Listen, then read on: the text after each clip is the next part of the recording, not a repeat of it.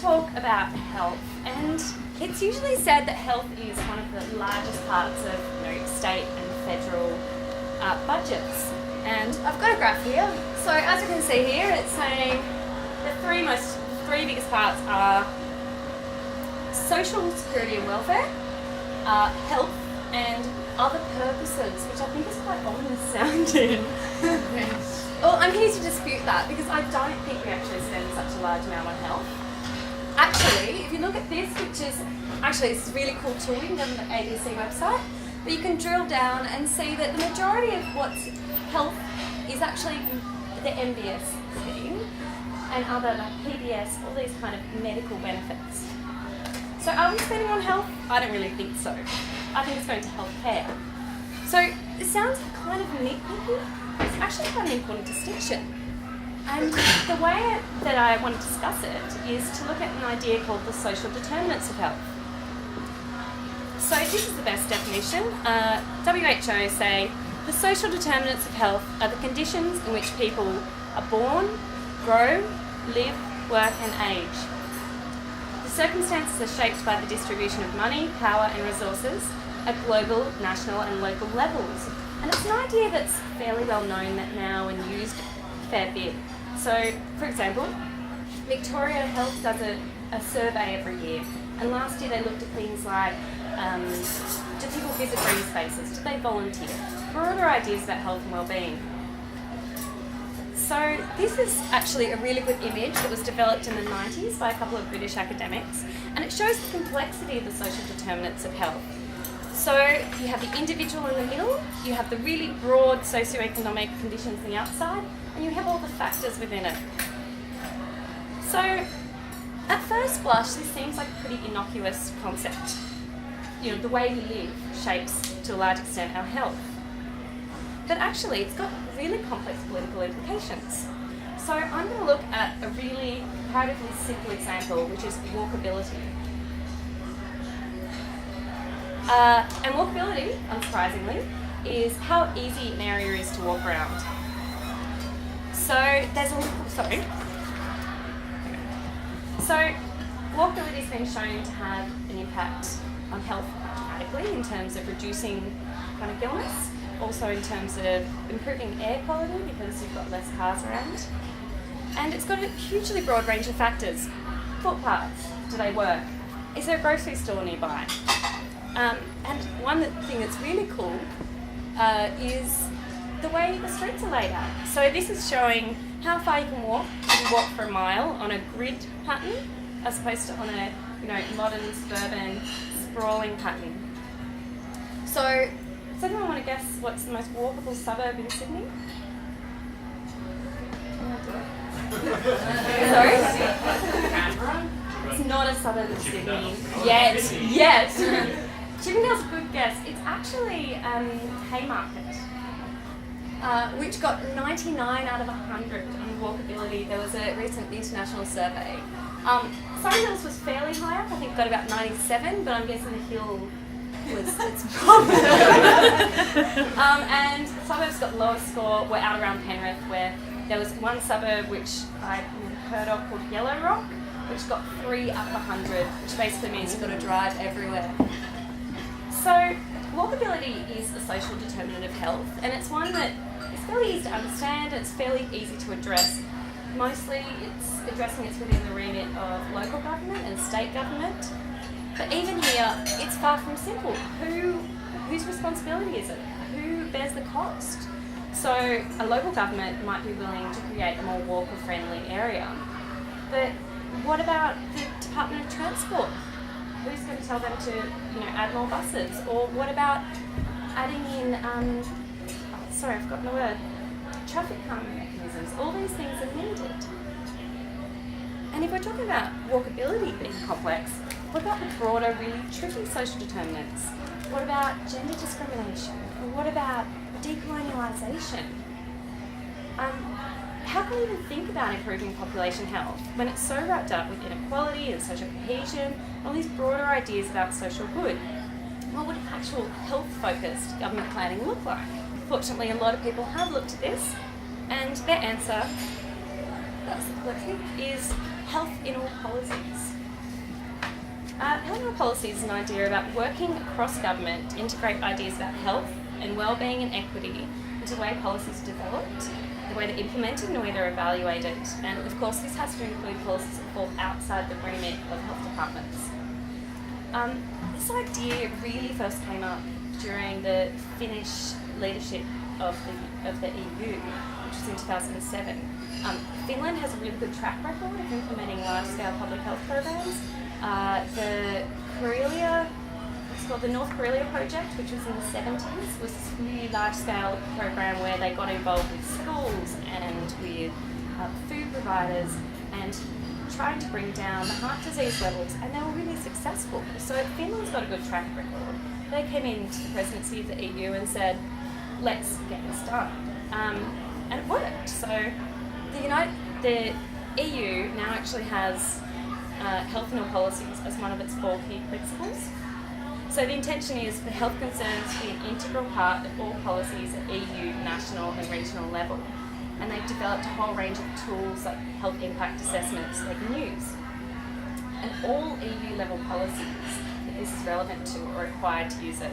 And they're also encouraging governments to do it. So, for example, the French government have a Public Health National Committee, which is a cross-government group which is aiming to improve how information is coordinated across the ministries, how their policies can affect health. So members of the committee are from ministries of health and social affairs, but also education, universities, security, defence, justice, economics, agriculture and environment. So it's quite a broad program. And it's also being used at project level. So this is a map of America. These are people that are using health impact assessments, which is one of the tools that you can use to implement, to bring health into your policies. So an example is in Minneapolis, there was a new 11-mile light rail track being put in, and it was going straight through the middle of a really quite a poor and quite diverse community. So they had in this area second largest Hmong population in the US, really large Somali refugee population, and a group called Rondo that's an African American local community that had actually already had an interstate built through the middle of their community. So it was something that was really, the community was quite up in arms about having this light rail go through. So because of this, they developed a project called Healthy Corridor for All Health Impact Assessment Project, which aimed to look at the potential impacts of the proposed land use and how it would affect the community. And they came up with a focus on healthy economy, affordable healthy housing and safe and sustainable transportation, so it's quite a holistic approach. But we don't actually need to look at America because we actually have a good example in Australia.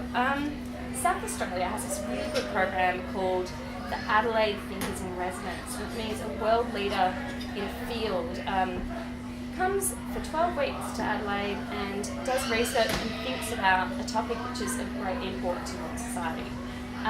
So in 2007, the Thinker in Residence was Professor Iona Bush, and among her recommendations were a number of ideas about how to implement the health and health policies approach. And the South Australian government actually took this up. It's now part of their state strategic plan. It's strategically important for all government agencies, and there's targets for all agencies to meet. Priority setting for health and health policies each year includes departments of health, Premier and Cabinet, and a range of other departments.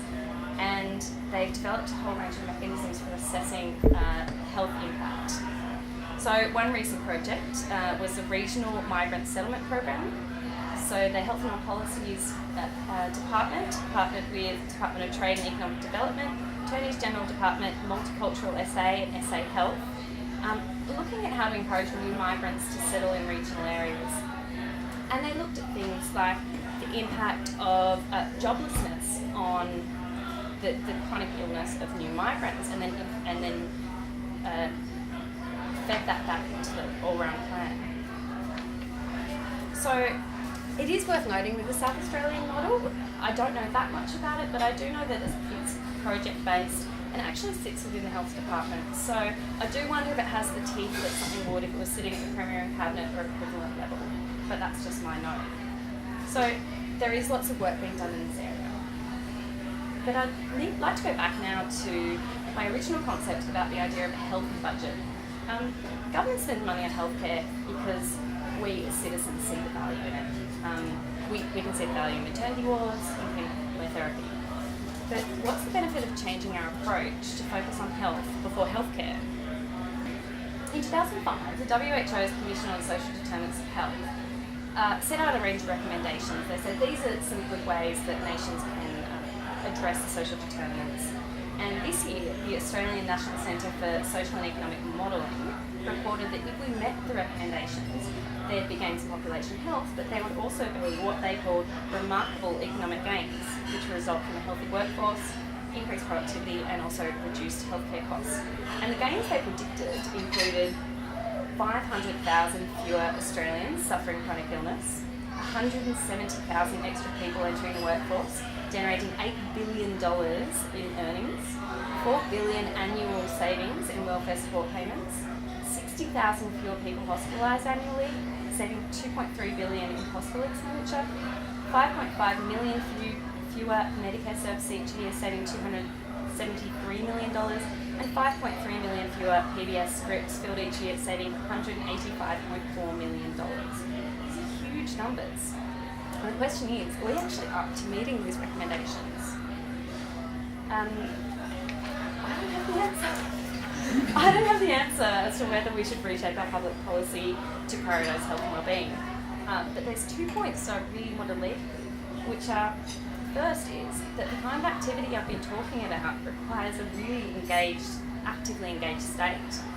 If we want to effectively address the social determinants of health, either through health and health policies or through any of the other mechanisms that exist, we need strong, innovative models in which government departments work collegiately with each other and with other stakeholders, NGOs, community, private sector, and government at other levels. And we need a really robust interface between evidence and policy and implementation. Health and health policy is built on the belief that public policy is one of the most powerful levers for creating a healthy society. And this is an idea it's not politically attractive in the current climate. But the second point that I'd like to make is that at this point in history, there's really strong push factors for addressing social determinants. We have an ageing population, we have slowing economic growth, we have labour shortfalls, and we have dramatically rising prevalence of chronic illness. All these factors mean we have a more highly burdened healthcare system. In fact, it's predicted if state health budgets keep growing the rate they are, they're actually going to overtake entire state budgets within 20 years. So there's never actually been a better time to look at more innovative approaches to health policy. And